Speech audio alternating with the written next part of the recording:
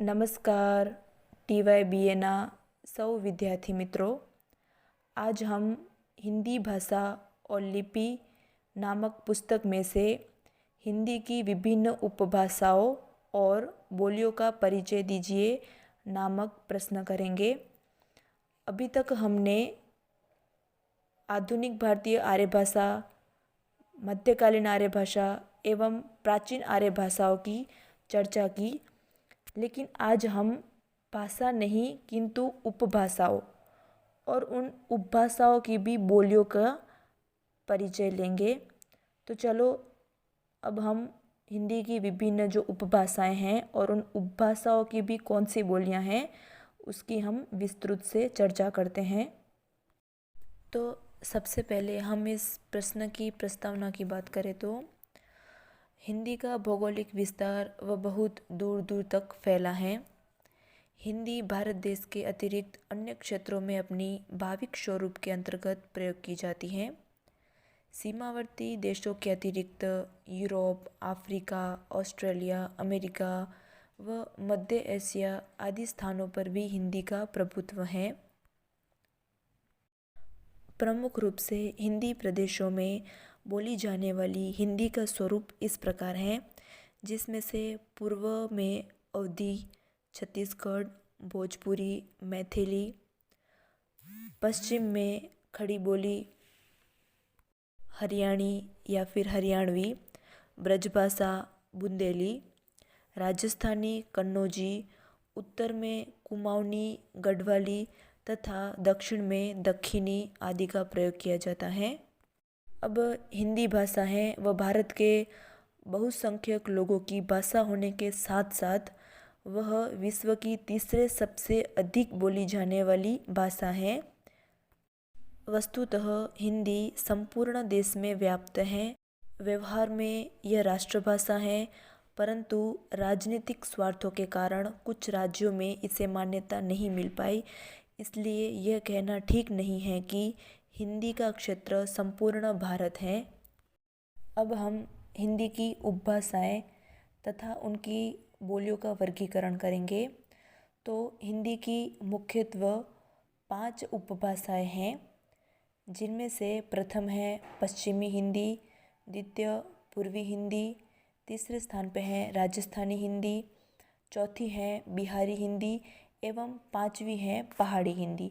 अब इन उपभाषाओं की भी अलग अलग बोलियां प्रयुक्त हैं। तो अब हम देखेंगे कि कौन सी उपभाषाएं की कौन सी बोलियां प्रयोग में ली जा रही हैं। तो सबसे पहले हम पश्चिमी हिंदी की बात करेंगे। तो पश्चिमी हिंदी उपभाषा में खड़ी बोली, हरियाणवी, ब्रजभाषा, बुंदेली एवं कन्नौजी नामक बोलियां आएंगी। फिर पूर्वी हिंदी में अवधी, बघेली एवं छत्तीसगढ़ी बोलियों का समावेश किया जाता है। पूर्वी हिंदी में इन 3 बोलियों का उपयोग किया जाता है। अब राजस्थानी हिंदी, तो राजस्थानी हिंदी में मारवाड़ी, जयपुरी, मेवाती एवं मालवी नामक बोलियां हैं।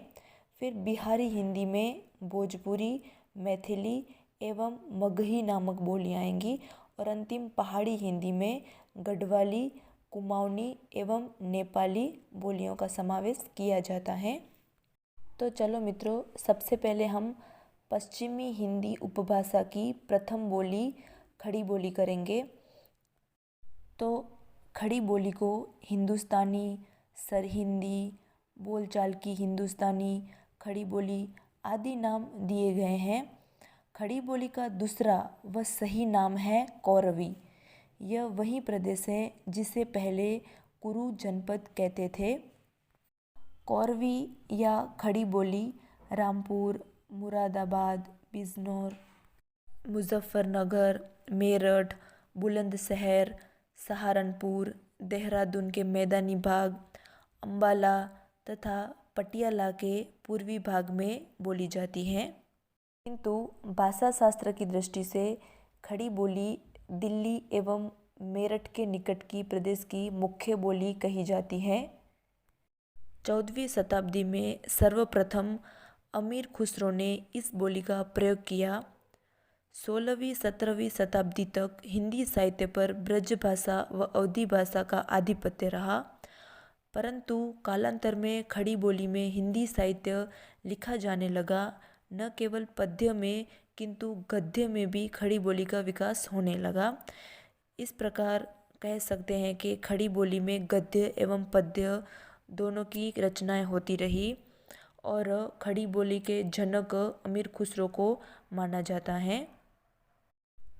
जयशंकर प्रसाद, सूर्यकांत त्रिपाठी निराला, महादेवी वर्मा आदि कवियों ने अपने काव्य में खड़ी बोली का ही प्रयोग किया है।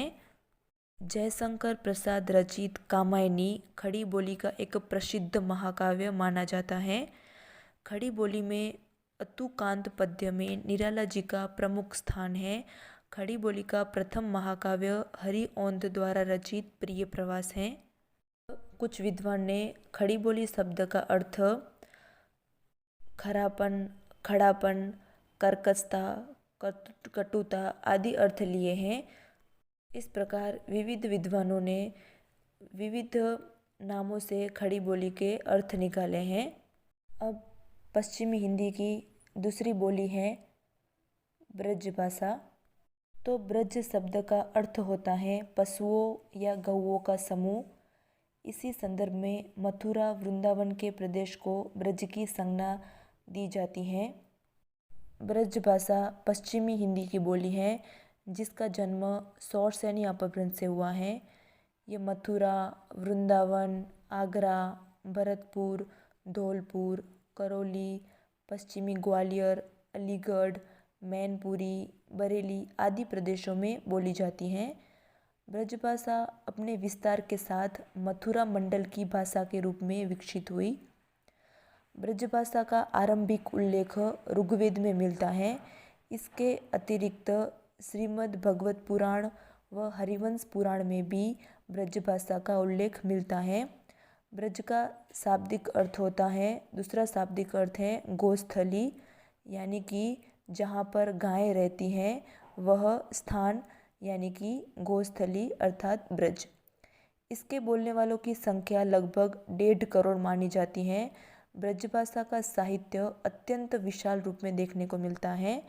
सूरदास, नंददास, रसखान, घनानंद, बिहारी, केशव, भारतेंदु, जगन्नाथ दास, रत्नाकर आदि ब्रजभाषा के महान कवि माने जाते हैं। अब तीसरी बोली है बुंदेली। बुंदेला राजपूतों का प्रदेश होने के कारण इस क्षेत्र का नाम बुंदेलखंड पड़ा। उसकी बोली को बुंदेली कहते हैं।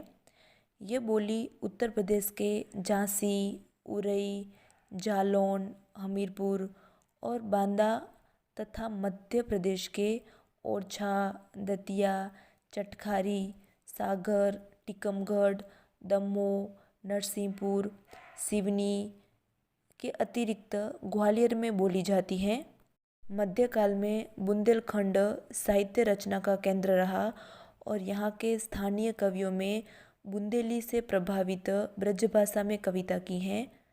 अतः इस प्रकार कह सकते हैं कि बुंदेली में साहित्य रचना कम देखने को मिलती है, क्योंकि उस समय ब्रजभाषा का बोलबाल चला था, इसलिए बुंदेली में ब्रजभाषा से कम साहित्यिक रचना हुई है। बुंदेलखंड क्षेत्र के कवि तुलसीदास, केशवदास, बिहारी, मतीराम, पजनेस, पद्माधर आदि हैं।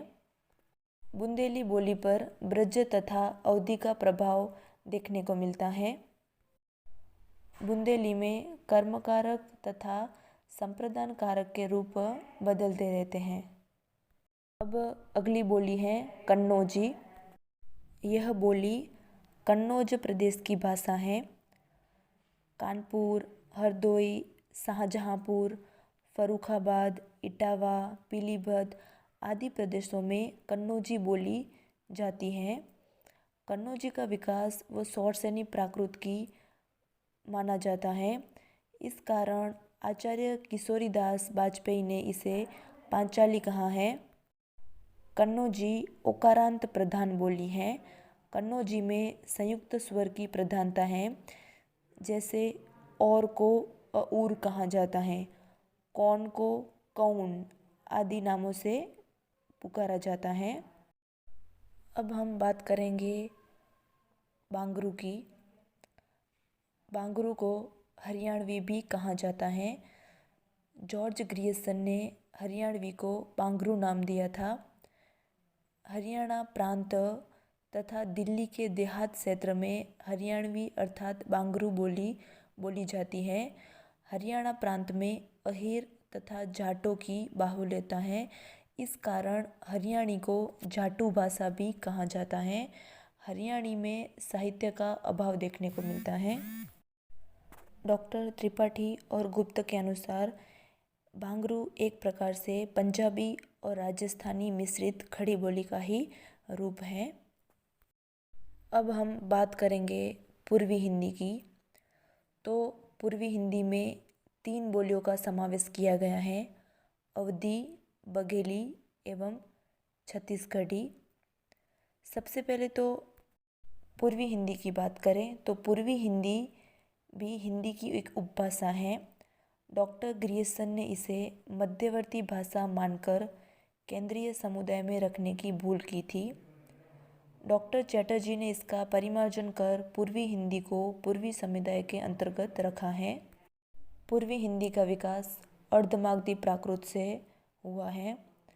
अब हम बात करेंगे पूर्वी हिंदी की प्रथम बोली अवधी की। अवध की बोली अवधी है। अवध प्रांत के अंतर्गत लखीमपुर, खीरी, सीतापुर, हरदोई, लखनऊ, बाराबंकी, फैज़ाबाद, रायबरेली आदि जिले में ये बोली बोली जाती है।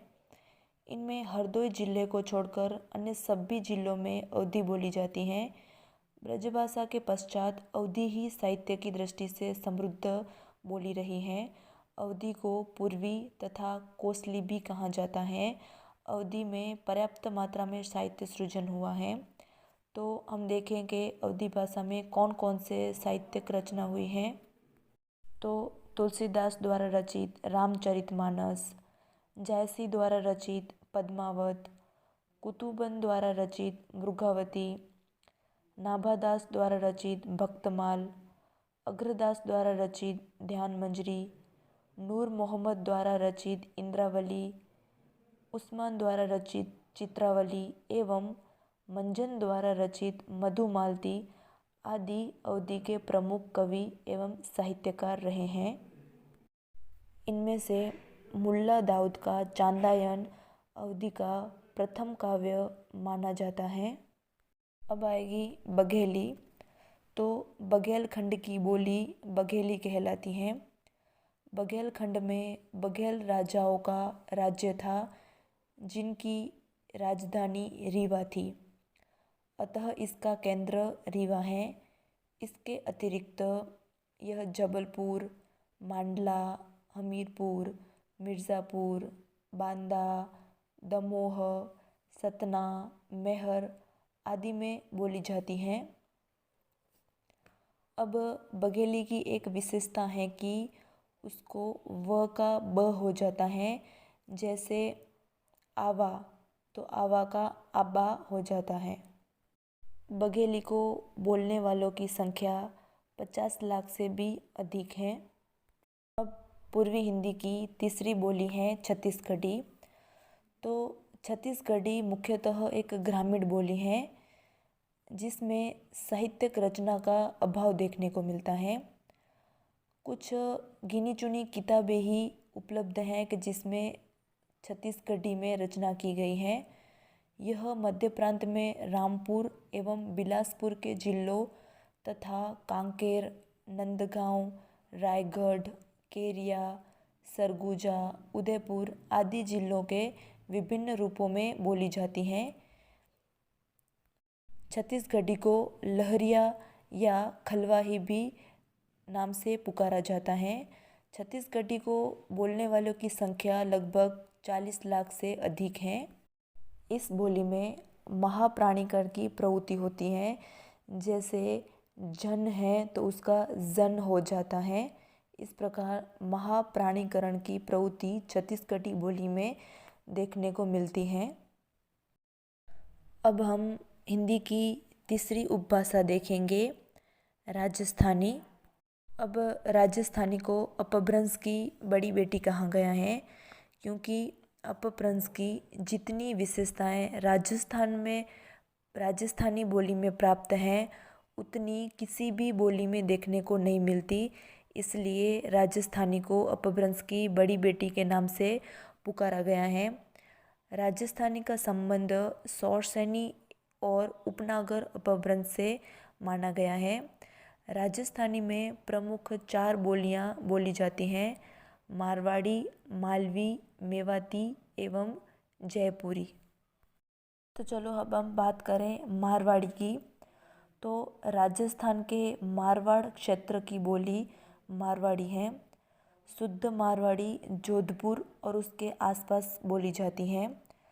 कुछ मिश्रित रूप हैं, जैसे अजमेर, किशनगढ़, मेवाड़, सिरोही, पालनपुर व जैसलमेर में भी ये बोली जाती हैं।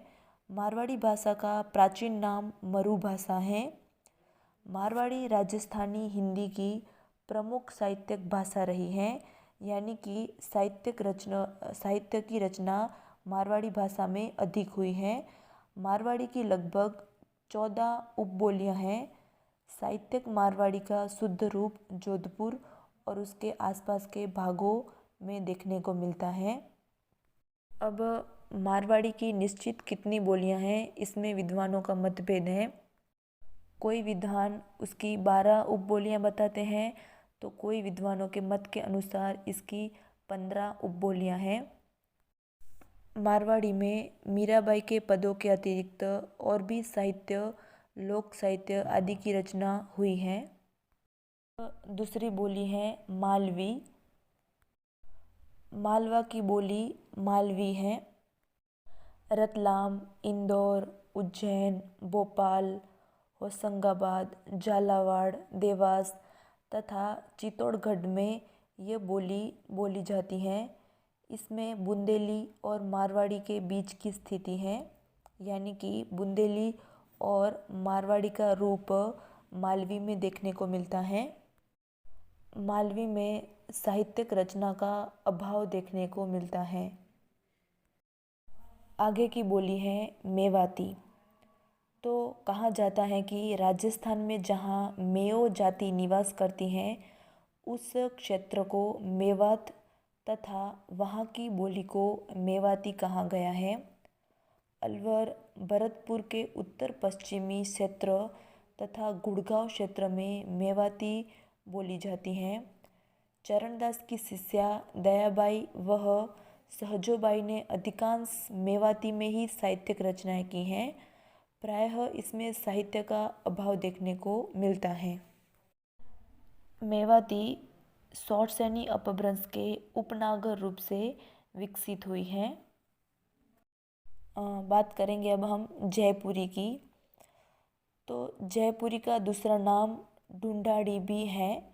जयपुर के शेखावटी क्षेत्र को छोड़कर संपूर्ण जयपुर में ढूंढाड़ी बोली बोली जाती है।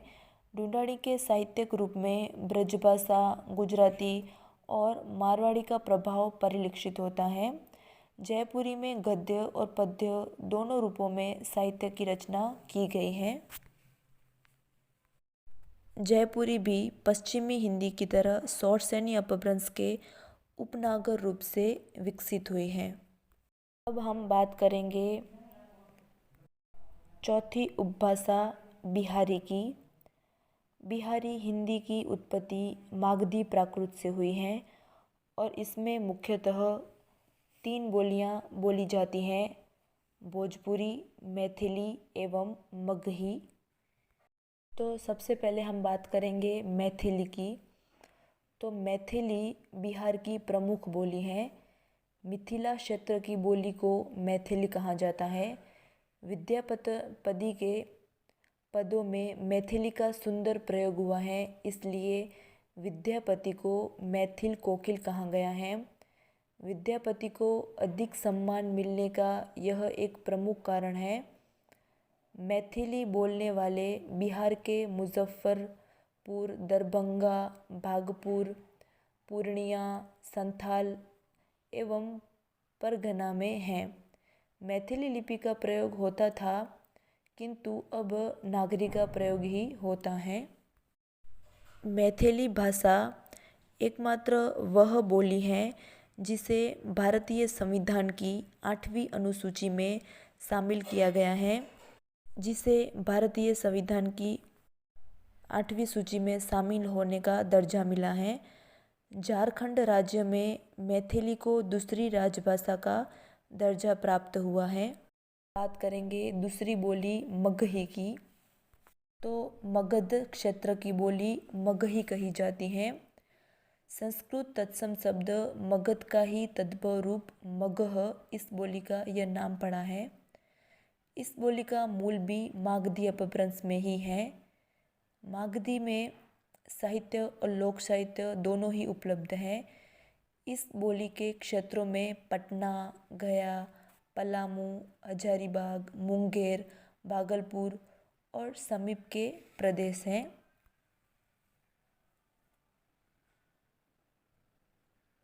भोजपुरी और मगही में अत्यधिक समानताएं देखने को मिलती हैं।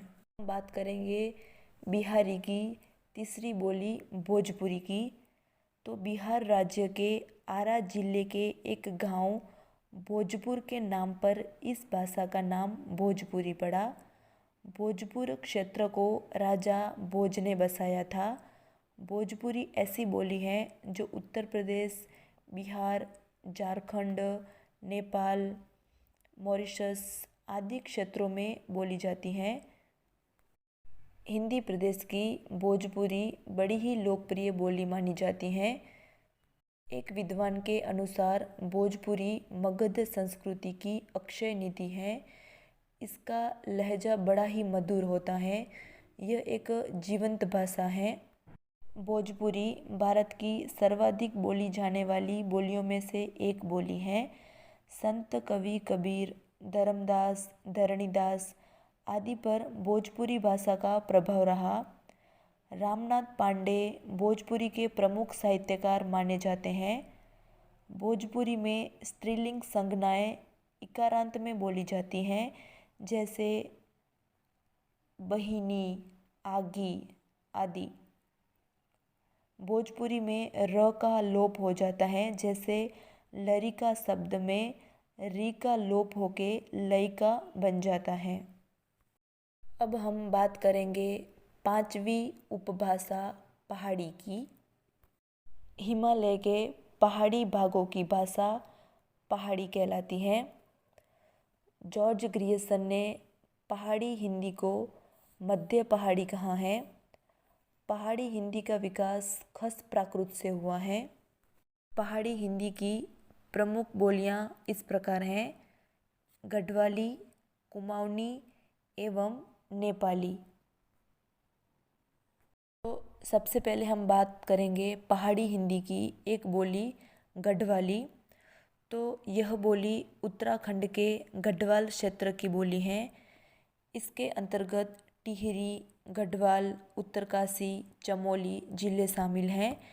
इस बोली पर पंजाबी, ब्रज व राजस्थानी तथा कुछ सीमा तक वैशाली का प्रभाव रहा है। गढ़वाली में लोक साहित्य प्रचुर मात्रा में रचा गया है, इसलिए गढ़वाली पहाड़ हिंदी की मुख्य बोली मानी जाती है। अब दूसरी बोली है कुमाऊनी। कुमाऊँ का पुराना नाम कुमाचल था। इसके अंतर्गत नैनीताल, पिथौरागढ़, अल्मोड़ा व रानीखेत जिले शामिल हैं। यहाँ यह भाषा बोली जाती है। कुमाऊनी की 12 उपबोलियाँ हैं, जिनमें खस प्रमुख उपबोली मानी जाती है। पहाड़ी हिंदी की अंतिम बोली नेपाली को देखेंगे तो यह बोली हिमाचल प्रदेश के शिमला, मंडी, चंपा, जौनसार, सिरमौर क्षेत्र में बोली जाती हैं। इस प्रकार पहाड़ी हिंदी की प्रमुख 3 बोलियां मानी गई हैं: गढ़वाली, कुमाऊनी एवं नेपाली। तो इस प्रकार मित्रों, हमने हिंदी की उपभाषा एवं बोली की विस्तृत रूप से चर्चा की एवं उनकी कौन सी उपबोलियाँ हैं, यानी कि हिंदी की 5 उपभाषाएं हैं एवं 5 उपभाषाओं में भी विभिन्न तरह की बोलियों का समावेश किया जाता है। धन्यवाद मित्रों।